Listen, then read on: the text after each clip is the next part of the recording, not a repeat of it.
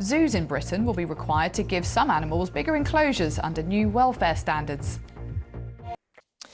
Zoos will legally be required to give some animals, such as elephants, larger enclosures as part of an overhaul of welfare standards. The changes will also mean visitors will be stopped from touching octopuses and rays. Esme Stallard is at Marwell Zoo in Hampshire. Esme, tell us more about the changes.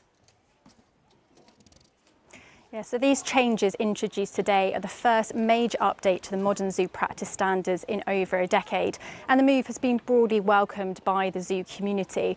As well as changes to enclosure sizes, the key part of the 196-page document is also strengthening conservation efforts by zoos. Now, this is particularly important for species like rhinos and zebras. I'm in front of their enclosure here at Marwell Zoo, which is also shared by the scimitar horned oryx, which you can see behind me. Now, this species was extinct in the wild until recently, when breeding programs by zoos brought them back. But a key part of these standards is, of course, enforcement. Now, that is currently done at local authority level. And the British and Irish Association of Zoos and Aquariums said this means that resources can vary significantly across different authorities. Sites like this will now have about 2 years to adapt to these changes. Back to you, Martin. Animal welfare standards have been strengthened at British zoos, aquariums and other wildlife centres. The reforms mean bigger enclosures for elephants, more freedom for birds and less invasive treatment of sea life. Olivia Guthrie reports from Marwell Zoo in Hampshire, which already abides by the new rules. We claim to be a nation of animal lovers, with welfare standards that keep pace with that passion. But the government says reform of our zoos and aquariums is long overdue, in an industry committed to the highest standard of care for its creatures.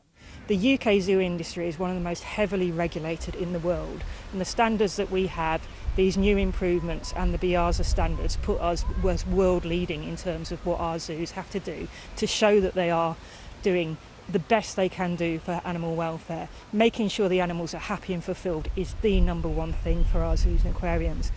The reforms are designed to put a stop to scenes like this. South Lake Safari in Cumbria was closed last year after allegations of poor animal welfare. Today's changes will see elephants get bigger enclosures, ones which mimic their natural habitat.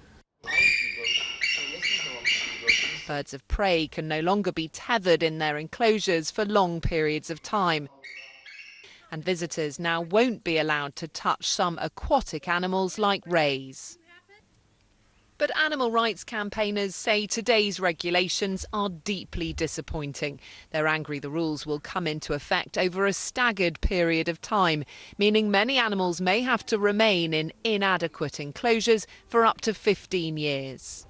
This is a series of baby steps when what we need is something exciting, radical, and which truly addresses the deficiencies in the legislation as well as the deficiencies in the standards and puts the animals in zoos first. As lovers of zoos and animal rights campaigners continue to lock horns, the government says today's announcement is the first step in plans to deliver the most ambitious animal welfare reforms in a generation. Olivia Guthrie, ITV News.